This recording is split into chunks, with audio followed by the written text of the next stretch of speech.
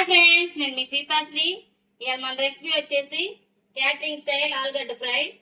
దానికి కావాల్సిన పదార్థాలు, తయారీ విధానం చూపిస్తాను. వచ్చేయండి వీడియోలోకి. ముందుగా బంగాళదుంపలు తీసుకొని 300 గ్రాములు ఉంటాయి. ఇవి తీసుకొని ఇలా కట్ చేసుకొని ఇలా గిన్నెలు వేసేసుకొని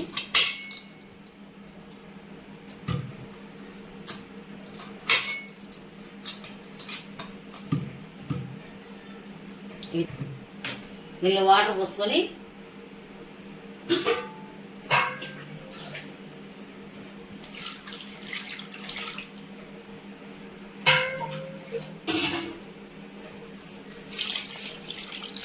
ఈ 80% ఉడికించుకుందాం. వీటిని ఇలా పొయ్యి మీద పెట్టుకొని శుభ్రంగా ఇవి ఉడికించుకుందాం. 80% ఉడికితే సరిపోతుంది. తర్వాత ఉడికినాక చూపిస్తా. చూద్దాం ఫ్రెండ్స్. చక్కగా ఉడికిపోయి ఇంకా స్టవ్ ఆఫ్ చేసుకొని ఇవి ఒలుచుకుందాం శుభ్రంగా. ఇలా ముక్కలు చేసుకొని మీడియం సైజ్ ముక్కలు చేసుకొని పక్కన పెట్టుకుందాం. దీనిలోకి మసాలా చూపిస్తా.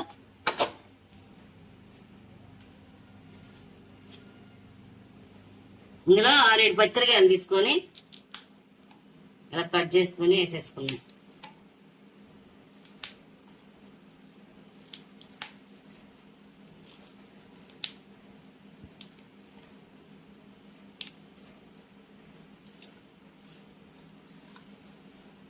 ఐదు 6 ఎల్లుల్లి రెబ్బలు,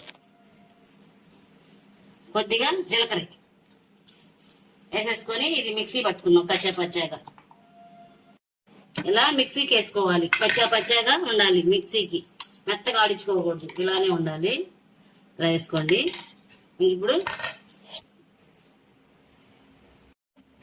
స్టవ్ ముట్టించుకొని గిన్నె పెట్టుకొని గిన్నెలో 3 చెంచాలు ఆయిల్ వేసా. ఆయిల్ కాగనిద్దాం. ఆయిల్ కాగిన ఫ్రెండ్స్ తాలిమింజలు వేసుకుందాం. 1 చెంచా తాలిమింజలు.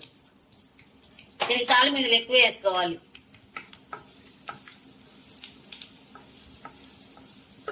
దీనిలో 2 ఎండుమిరపకాయలు వేసుకుందాం. 2 ఎండుమిరపకాయలు. తాలింపు ఎర్రగేగాలి. ఎర్రగేగింది. కరివేపాకు వేసుకుందాం. దీనిలో పచ్చిమిరపకాయలు పేస్ట్ వేసేసుకుందాం.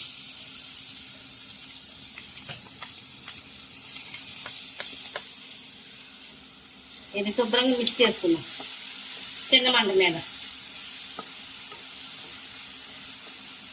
పచ్చిమిరపకాయల పేస్ట్ కూడా వేగనిద్దాం. పచ్చిమిరపకాయల పేస్ట్ కూడా వేగిపోయింది. దీనిలో కొంచెం పసుపు, చిటికెడు పసుపు వేసుకుందాం.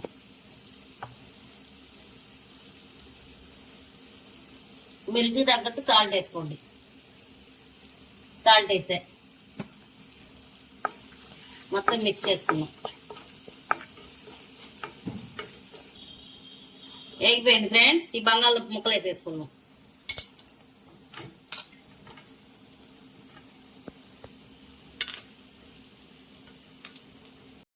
ఇది శుభ్రంగా మిక్స్ చేసేసుకుందాం.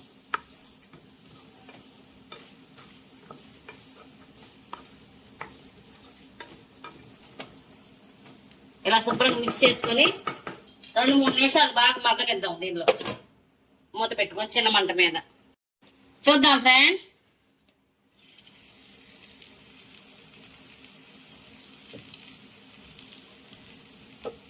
ఒకసారి మొత్తం కలబెట్టుకొని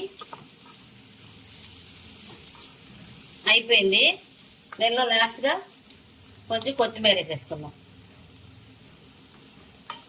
ఒకసారి కలబెట్టుకుందాం. ఇంకా స్టవ్ ఆఫ్ చేసుకొని సర్వ్ చేసుకుందాం.